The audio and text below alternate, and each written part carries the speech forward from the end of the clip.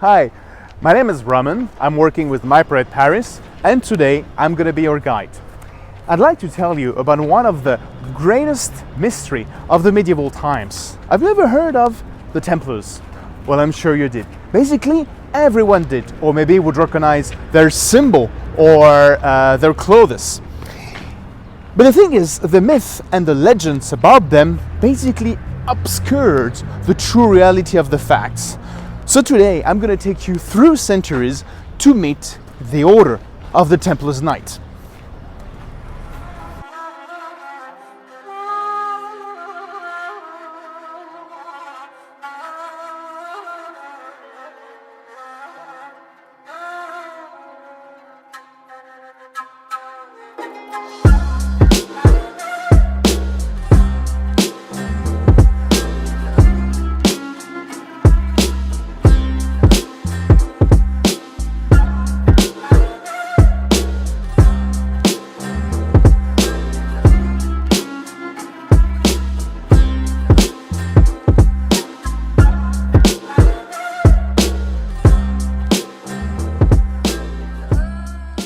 So if you want to talk about the creation of the Order of the Temple, first you have to mention the context.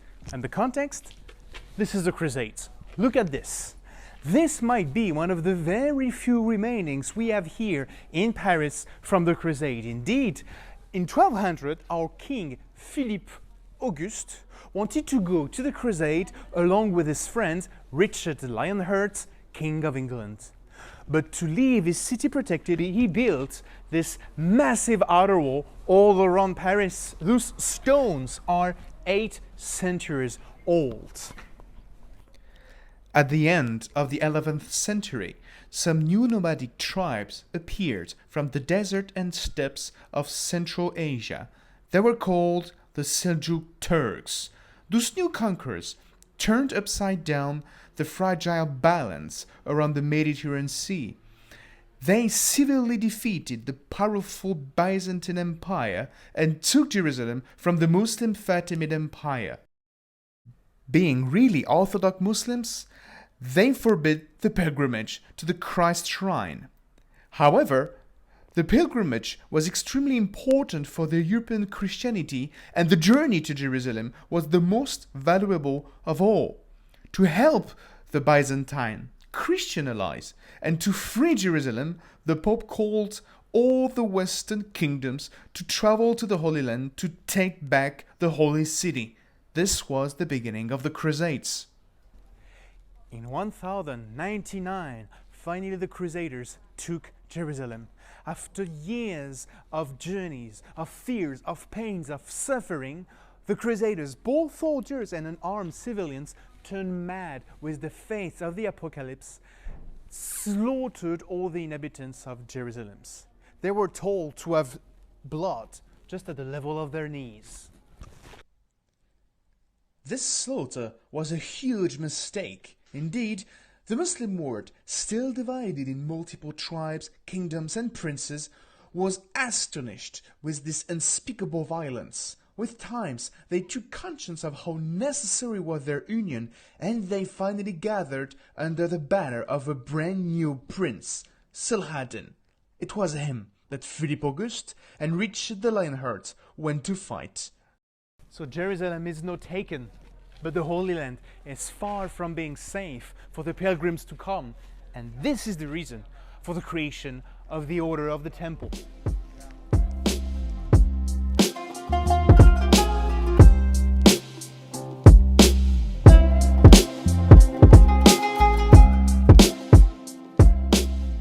To better understand the creation of the Order of the Templars Knight, we are moving from this lovely district called Le Marais to the south of Paris on the left bank at the very heart of the Latin Quarter.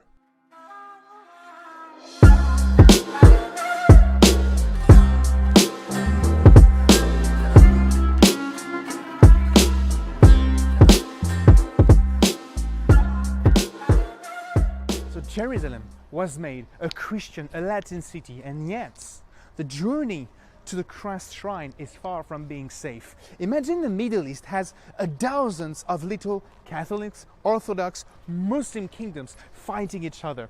The journey to the Christ shrine is really not safe at all, and this is the reason why two knights coming from the very rich and powerful county of Champagne, Hugues de Pins and Hugues of Champagne, swore to protect the pilgrims. Those are the seeds of the order of the temple to come.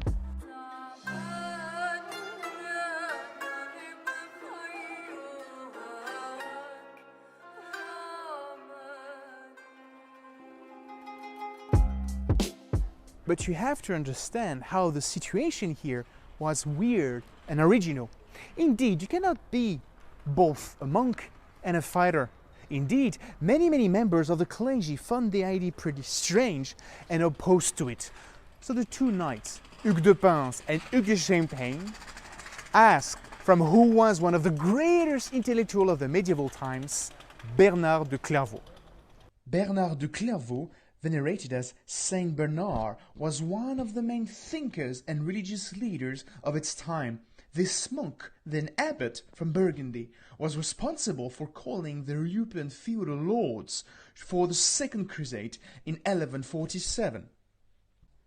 As well, he played a very important role in the development of many monastic orders. This is the reason why we stand here in front of the gorgeous Collège des Bernardins, only a few minutes away from Notre Dame. This monastery was founded by the Saint Bernard order. No wonder then that those two Champagne lords chose him to create their rules and constitution.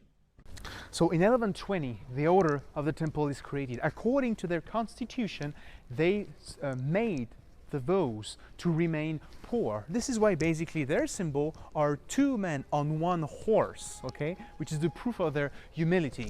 So as well, they must not wear anything gold or shiny. They must not hunt with a hawk, which is a lord's privilege. However, since they need to be good fighter, they do not apply the monk diet.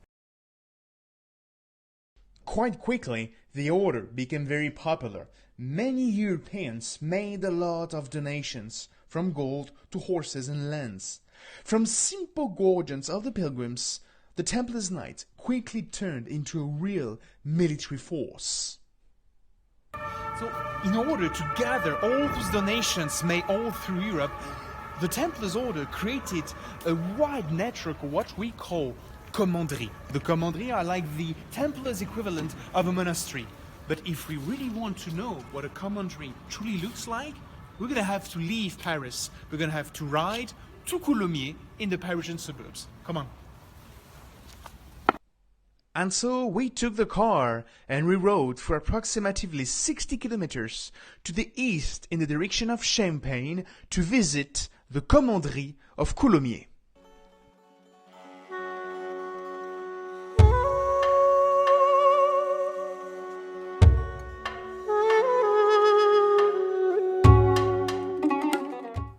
So, we're here in Coulommiers. We're basically 60 kilometers away from Paris. If today that would be considered as part of the Paris suburbs, back in the medieval times, here you would be on the lands of Champagne. And if you remember well, the order was created by some dukes, counts and nobles from Champagne. So right now, today we are at the heart, at the origin of the order of the temple. We're about to visit what is called a commanderie. So what is a commanderie? Commanderie is the basic unit of the orders of the temple administration, of the Templars administration. We're about to visit this one in Coulommiers. Come on, follow me. We have been welcomed by an association of volunteers that takes care of this place. It's only the two of us. The whole commanderie is for us. We're about to discover what a commanderie of Templars really is.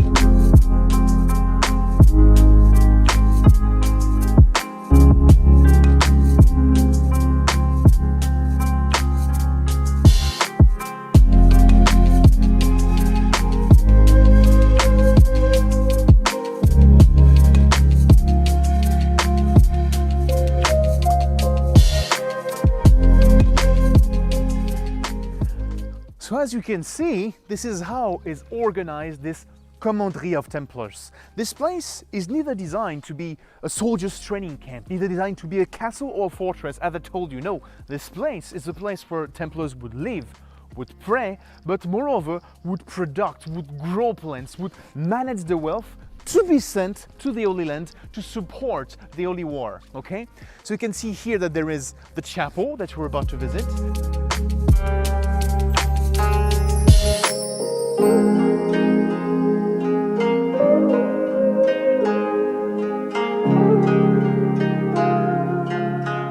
One way to estimate the wealth of the Templars here in Coulommiers is the presence of this curious tower. It's called a dove tower. In the medieval times, dove and pigeons were used as a pretty pricey food, and their figures were considered as an excellent fertilizer. Only rich people could afford such a tower.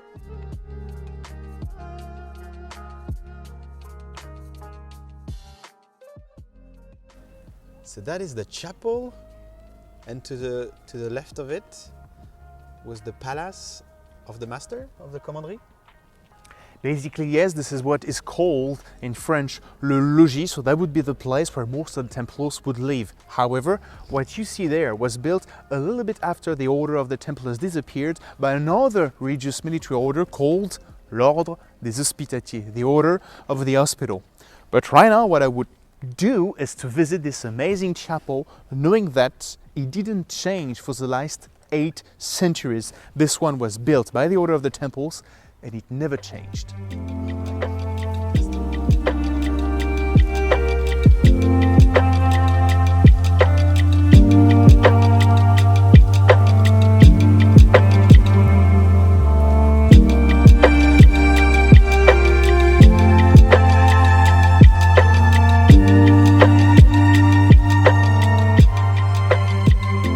Oh my!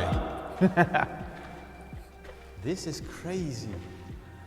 This is a chapel from the early 1100s, because this place was founded 1127.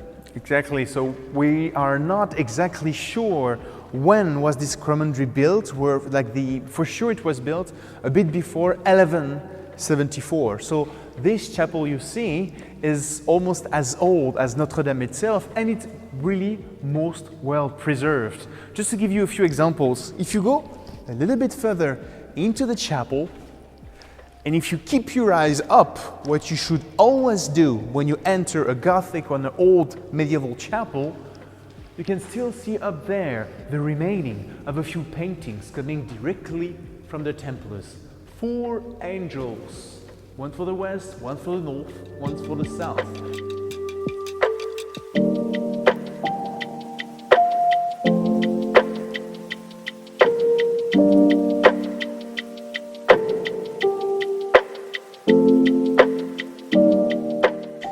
So, as you can see around me, this chapel is not used anymore as a place of mass or prayers. It was now turned into a museum. However, if you observe it well, you realize that it was built exactly according to the Templars' mentality. First, it's humble, simple.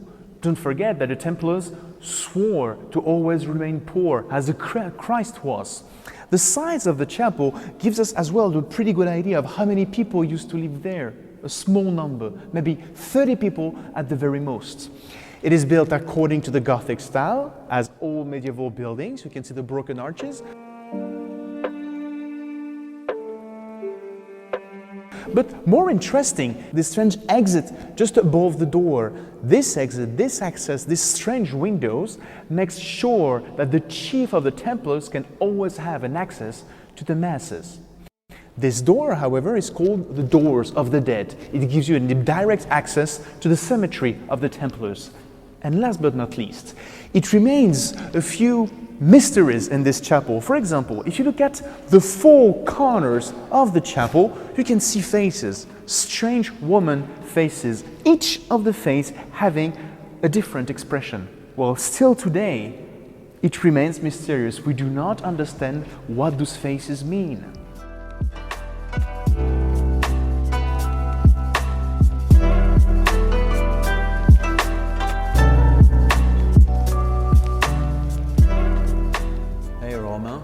Yep.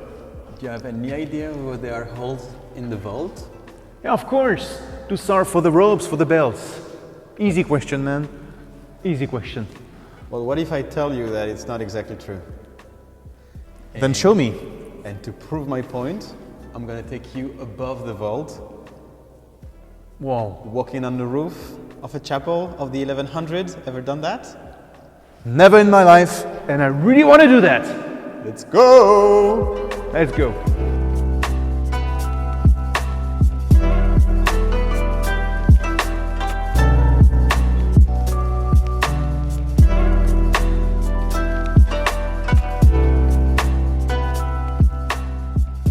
Okay, so we are going to climb stairs that are back from the 1100s. Watch your step. How you doing there, Romain? It's pretty hard, man. You're afraid to fall. Because, I mean, this is never open to the public. So we're walking slowly because there's not a single stair that is even to the other one. And we are getting to the roof of the chapel. Wow. Wow. Romain, look at that. Oh man, it's insane. You have no chance of how lucky we are to access to this kind of things. Look at that.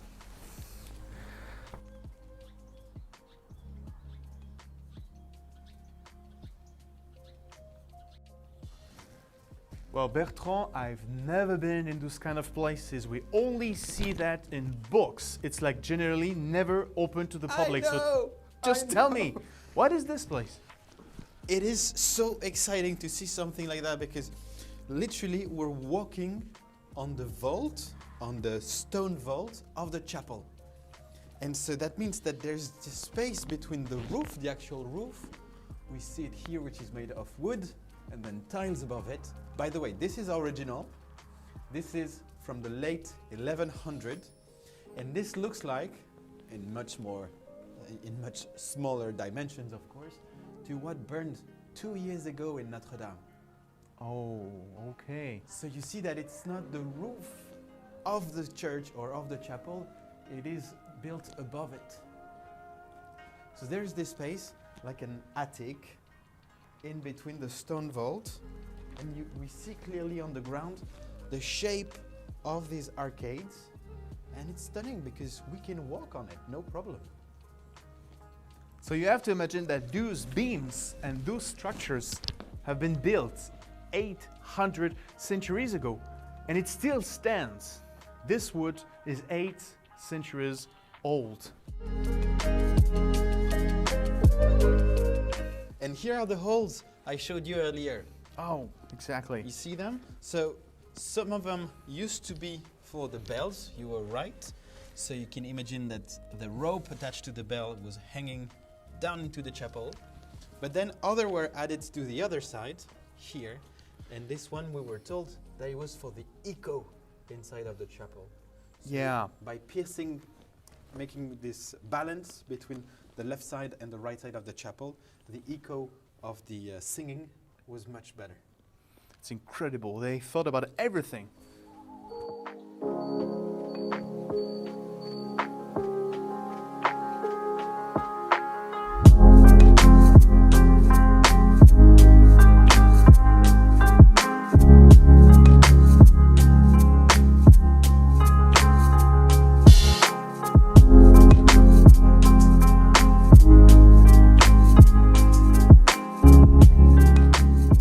So the Templars, they became rich because they were given land. There's not a treasure with gold, the coins and things like that. It's the estate. We're gonna repeat that so many times during this video, but there were no true treasures for many reasons. The first one is that you have to forget about mountains of gold coins. There is very, very few currencies during the medieval times. First thing, the real wealth are lands. Those lands are donated to the temple by lords or by small people, by peasants, and those lands cannot be sold. They are to remain into the temple. Which means that most Templars are not fighters, they are farmers or Exactly. administrators. Exactly. So, since there were like maybe 30 people living here, and we know that at the end of the order there was only 3 Templars living there, you can consider that maybe a third of them only were knights. Okay? Be careful, when I say knights, do not imagine one lone soldier. A knight is one fighter with one horse and 4 people around him to prepare the horse, prepare the sword, and to help him. All the rest are surgeons helping for the administration mostly. Squires, sergeants. Squires, exactly, yes, totally.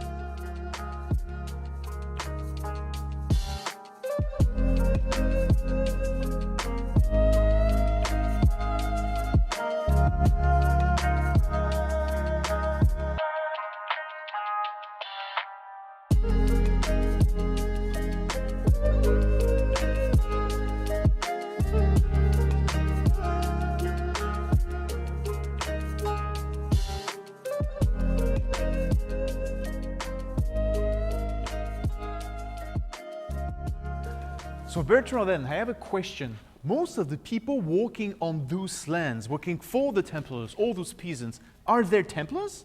Are they members of the orders? No, actually very, very few people have taken the vows, so are member of the temple. Very few of the people working here would have taken the vows. You said that at max 30 people lived here, and at the end of the order in 1314, only 3 Templars were still living here. It's not enough to farm all the land. So the Templars are to be seen in that way as an agricultural company. So they own a lot of land, they administrate, they manage the land, but most of the people working that land are local farmers. And for that, for instance, the land here was transferred to another congregation of monks. You mentioned the Order of the Hospital, and they maintained the estate until the French Revolution. So from 1314 to 1789. Exactly. At that time, the new government decides to sell all the wealth, all the estate of the French clergy. So it will be bought by private investors, not necessarily farmers, but investors who will then still employ the same people to work this land.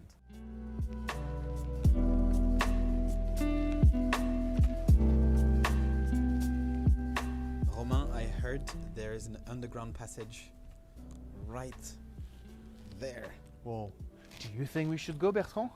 I think I should go, and I think you should want to come with me. Okay, man. But take the light, because it's going to be a little bit dark inside. Okay, you're the one that took the decision. You're gonna have to face the consequence. Here we go. Go first.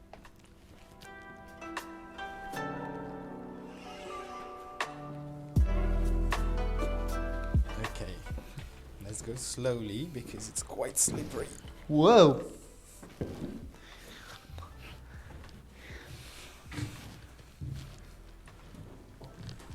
So we are underneath the farm. Oh, it's rather safe. Look, they turn on the light for us. See, according to the association, the people that welcomed us, we still do not have much idea what those undergrounds were used for. We're pretty sure that these, and probably these behind you, was simply a basement to stock things, maybe wine, maybe beer. But we have no idea if there is a vast network of undergrounds just beneath the Commanderie, And that would make sense. Most of the time, the Templars are super good in building fortresses. Remember what they were used for in the Holy Land, keeping fortresses. Then, that means that they always built a way to escape, okay? So maybe those undergrounds, tunnels, do exist in order to have the Templars running away in case of attacks. But you already know that it did not save them.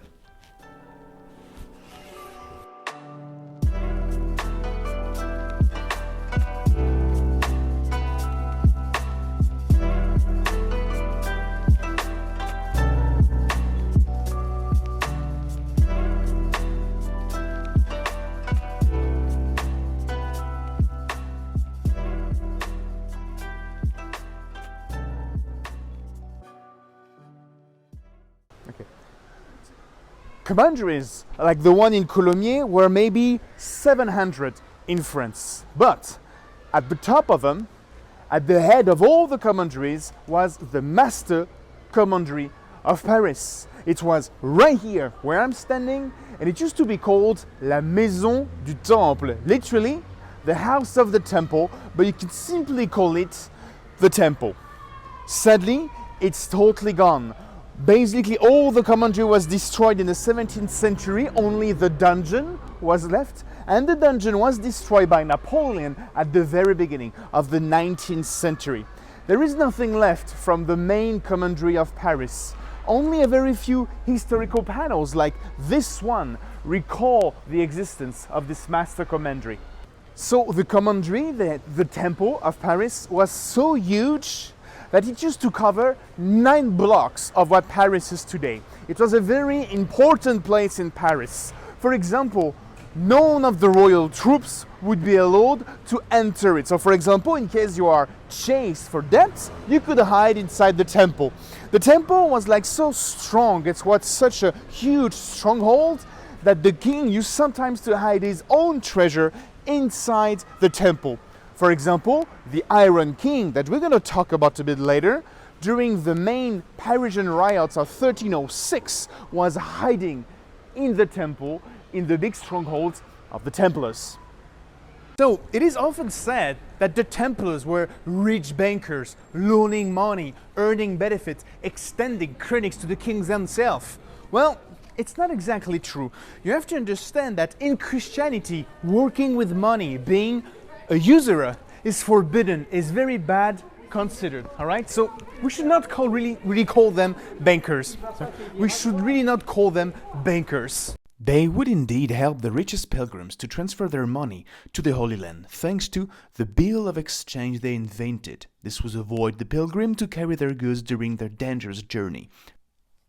Moreover, the Templars Knights used their worldwide network to play the role of diplomats. Look at this letter I found in French National Archives. Written in Uyghurs, this letter from the Mongol king is dedicated to the King of France in order to team up against the Muslim princes around Palestine and Syria. It was transferred to the king thanks to the Templars network.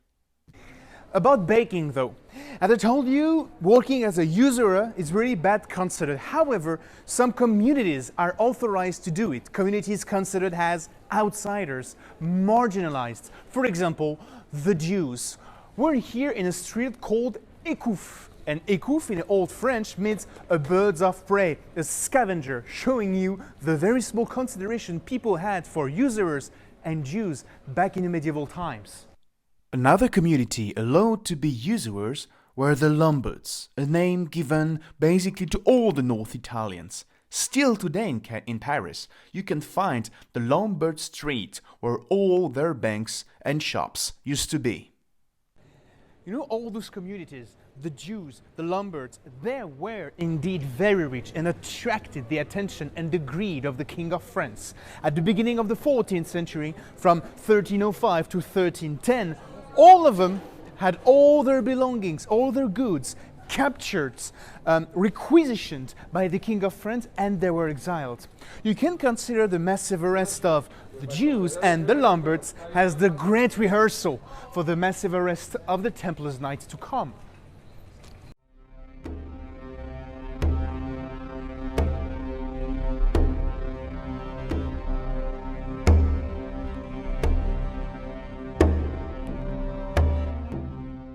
So, you cannot understand the fall of the Templars order if you don't understand the rivalry, the harsh rivalry between the power of the Pope and the King of France. This rivalry is crystallized within the walls of this building behind me.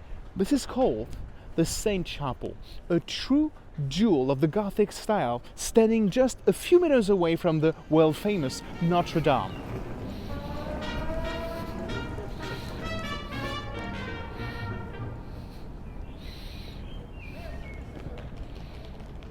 So this building was built in the mid-13th century by the King Louis IX in order to welcome the Holy Christ relics that he bought, that he purchased a very astonishing price. The point of this purchase, the point of this symbol, was for the King of France to be, as he used to say, emperor in his kingdom, which means that the king wanted to have both the temporal and spiritual power. This is a first step toward getting rid of the Pope influence.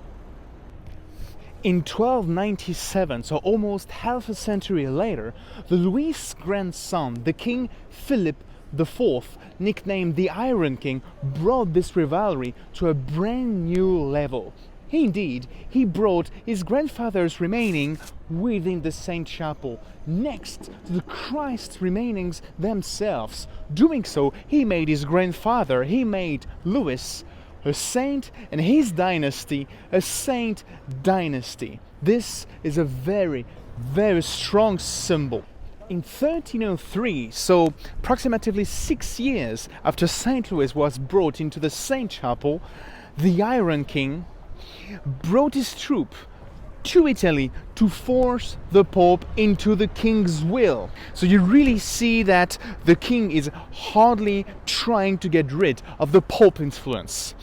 And for this reason, the Templars' Night became a horror, a hindrance. Indeed, not only they became kind of useless after the Holy Land collapsed, after the fall of Acre, but in addition to that, the Templars' Knights were only answering to the Pope directly, depending on its order on the French territory. For this reason, the king started to think about getting rid of them.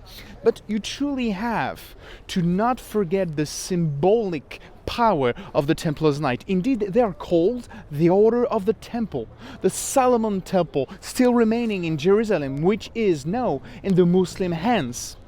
In the Iron King's mind, the only temples left is where the Christ relics are. So that means Paris. Getting rid of the Templars' Knight means getting rid as well of this former temple and makes the king the new emperor, the new pope in France.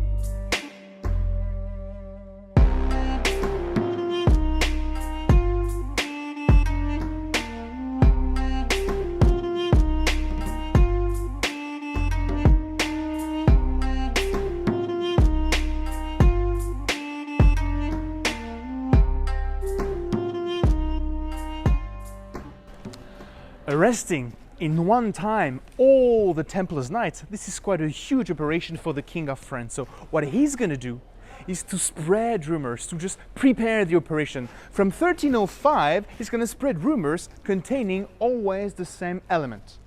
First, the Templars are supposed to worship some false gods, some idols. Second, all the new recruits entering the Templars' Knights order has to spit on the Christ cross. And third, the new recruits would have been forced to have homosexual relationships. Talking about this new idol, this new demon, just look up there. You see this little evil, half female, half male? His name is Baphomet. You might have heard this name before, but the first time it was ever mentioned in Europe was during the Templars affair. Baphomet. It sounds like Mahomet, because this is probably a demon that the Templars were accused to bring back from the Middle East. Of course, most of those accusations are absolutely false, but the damages are real. This campaign of depicting the Templars as heretics started in 1305. In 1307, the king is ready. He's going to start the massive arrests.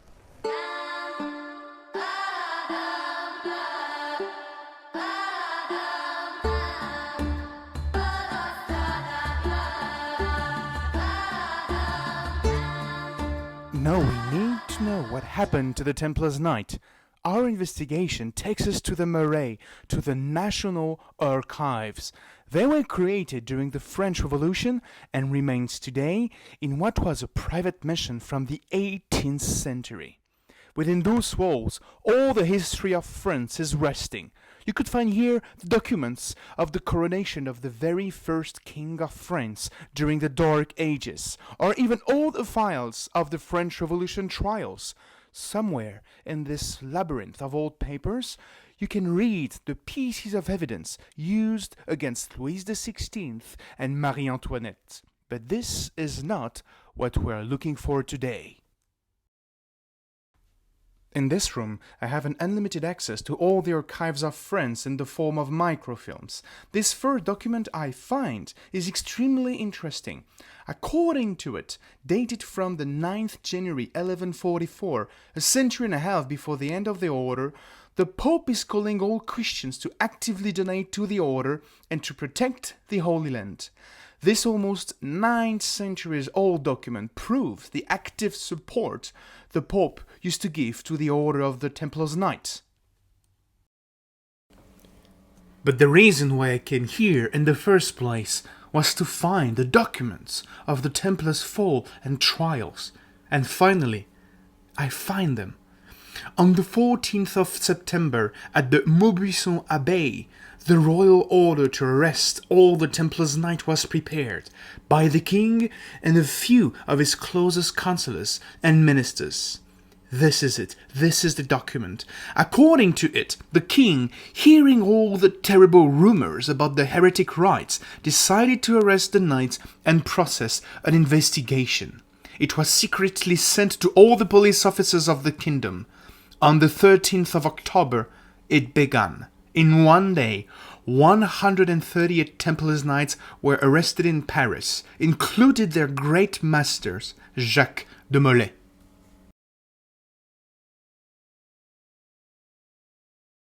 Most of those Templars Knights were taken here, in the main jail of the medieval Paris, in the Conciergerie, in the palace of the city. They were tortured to admit all the heretic crimes they were accused of. Most probably, despite all the tortures and all the pain they endured, we are able to say today that maybe only a half of the Templars admitted those 4 crimes they were accused of. Eventually, I finally found, lost somewhere in centuries of French history, this microfilm. I had, just before my eyes, all the confessions of the Templars' Knight, duly and scrupulously produced by the Inquisition secretaries. Everything they confessed under the pain and tortures is right there before you.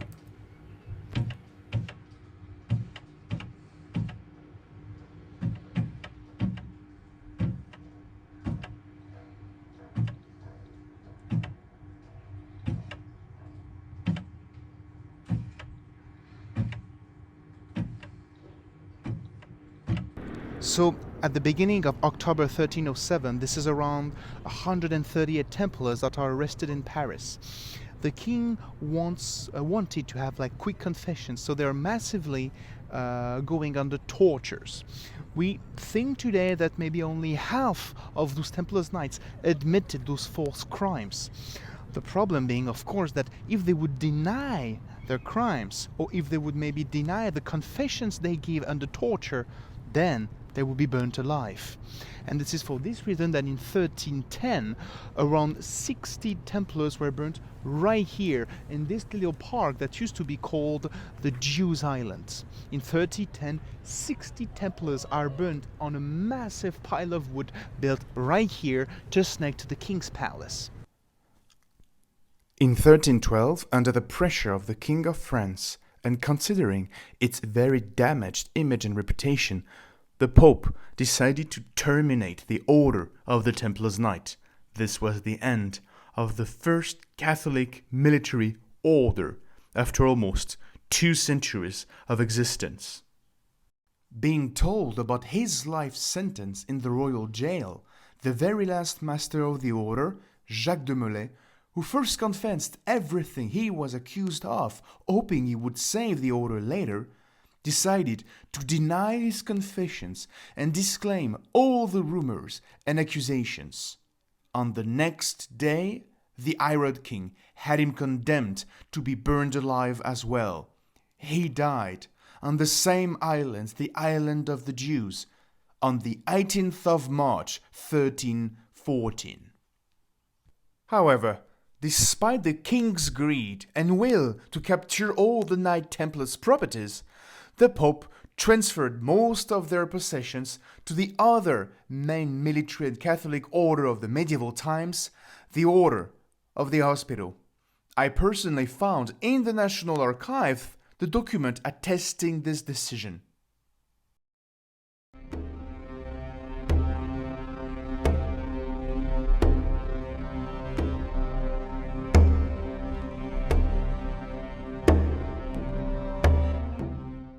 So this is the end of the history of the Order of the Knight Templars.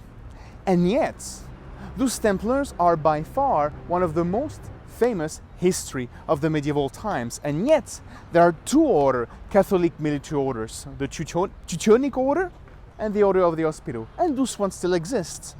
The thing is, from the 19th century until today, the Templars became covered up with myth and legends. So, just as a conclusion, let's discuss a little bit about those myths and legends, and let's try to bust them.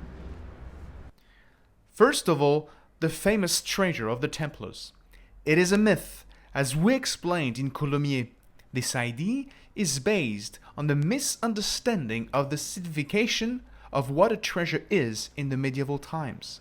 The wealth of the order is to measure with lands, fortresses, tax rights, even farms, but not with gold coins and jewels.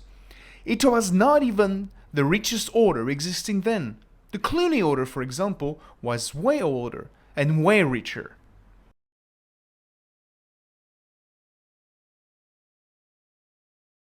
About the Grail then, that they would keep in secret somewhere. Thank you, Indiana Jones. Back in the Templars' time, the quest for the Grail is a literary concept about the ultimate ideal of chivalry, mostly created by the writer from Champagne, Chrétien de Troyes. It is divided and distinct from the Holy Chalice until the 14th century. And anyway, in the medieval mentality, the faith in an item to be the Grail was more important than the reality of facts. As a result, several holy chalices used to exist since the 12th century in Italy, Spain, France, and it did not bother anyone. It's quite admitted that Jacques de Molay, the last master of the temple, would have cursed the king and all his relatives before being burned. However, none of the witnesses of that day reported any curses. Actually, this legend was probably created way later, during the 19th century, and was made for sure famous with the Maurice Druon's book, The Cursed Kings. Alright guys, this is the end of this documentary. I truly hope you enjoyed it. So please do not hesitate to share it with your friends and to let us know what you felt about it, if you enjoy it, what you think about it. We are waiting for you in Paris. We are wishing you an excellent day. Bye bye.